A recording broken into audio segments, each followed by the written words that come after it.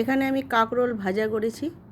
কাঁকরোল ভাজাটা কিভাবে করলাম, এত সুন্দর লাগবে খেতে ভাত দিয়ে, কিন্তু গরম ভাতে ঠান্ডা ভাতেও খাওয়া যাবে, কিন্তু দারুণ লাগে কাঁকরোল ভাজাটা। আমি কিন্তু কাঁকরোল ভাজাটা শুধু কাঁকরোল ভাজাই করেছি, এর মধ্যে কিন্তু আলু টালু কিছুই দিইনি। ঠিক আছে তো? আসসালামু আলাইকুম। এখানে আমি কাঁকরোল নিয়েছি। কাঁকরোলগুলো দেখো, এবার উপরের যে কাটা কাটা ভাব আছে কিনা ওগুলোকে আমি ছাড়িয়ে নিব। ছাড়িয়ে কিন্তু দেখো ওগুলোকে ছাড়িয়ে আমি কেটে নিচ্ছি। দেখো এইভাবে কিন্তু আমি কেটে নিচ্ছি ছাড়িয়ে।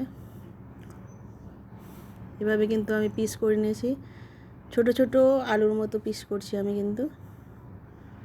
দেখো এখানে কাঁকরোলগুলো এইভাবে আমি কেটে নেব। দেখো আমার কাটা হয়ে গেছে কাঁকরোলগুলো। আমি কিন্তু দেখো দুটো পেঁয়াজ দিব,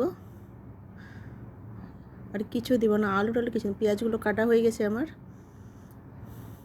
এবার ধুয়ে পরিষ্কার করে নেব। দেখো ধুয়ে পরিষ্কার করে নিয়েছি আমি, সুন্দরভাবে পরিষ্কার করে। দেখো তাওয়াটা গ্যাসে চাপিয়ে দিয়েছি। আমার পিসিকে বললাম যে তুমি একটু মরিচটা কেটে দাও।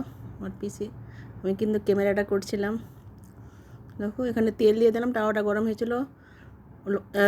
কাঁচা লঙ্কাগুলো দিলাম আমি, কাঁচা লঙ্কা দিয়ে কিন্তু আজকে কাঁকরোল ভাজাটা করব। গরম ভাতে ঠান্ডা ভাতে হলুদ দিয়ে দিলাম। হলুদটা দেওয়ার উদ্দেশ্য আছে যেন তেলটা ছিঁড়ে না পড়ে। তারপরে কিন্তু আমি কাঁকরোলগুলো দিয়ে দিলাম। সবসময় কিন্তু তেল দিয়ে কিন্তু একটু হলুদ দিয়ে দিবেন, নাহলে তেলটা ছিটে পড়বে না। আর যদি হলুদ না দেন কিন্তু তেলটা ছিটে পড়ে যাবে, উপরে গায়ে পড়ে যেতে পারে। এবার হলুদটা দেওয়ার পর এবার মাখিয়ে নিতে হবে,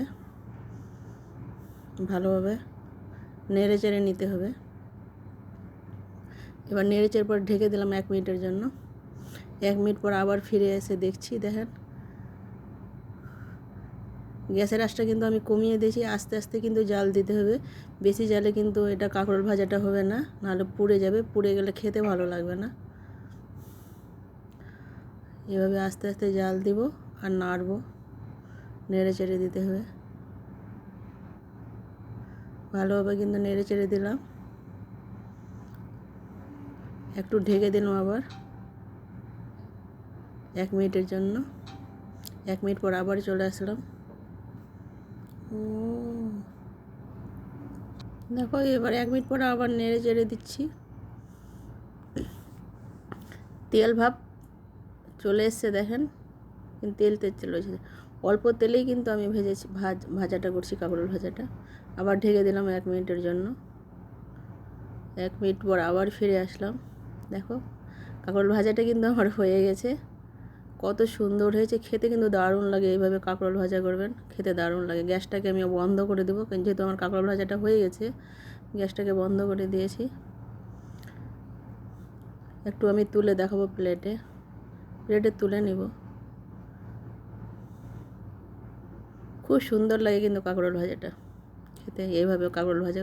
এখানে দেখেন কিছুই কোনো পেঁয়াজ দিয়ে, মানে পেঁয়াজটা কাঁকরোলের সঙ্গে দিয়ে কিন্তু আমি একসাথে, দেখেন কত সুন্দর হয়েছে, দারুণ হয়েছে না কাঁকরোল ভাজাটা। খেতেও কিন্তু দারুণ সুন্দর। এইভাবে দেখবেন কোনো মশলা নেই, কোনো ঝঞ্ঝট নেই, কোনো কাটা মানে বাটা মশলাও দিইনি, কোনো মশলাই দিইনি আমি। এইভাবে কিন্তু কাঁকরোল ভাজাটা আমি করে নিলাম শুধু। ভিডিওটা শেষ করলাম। আল্লাহ হাফেজ।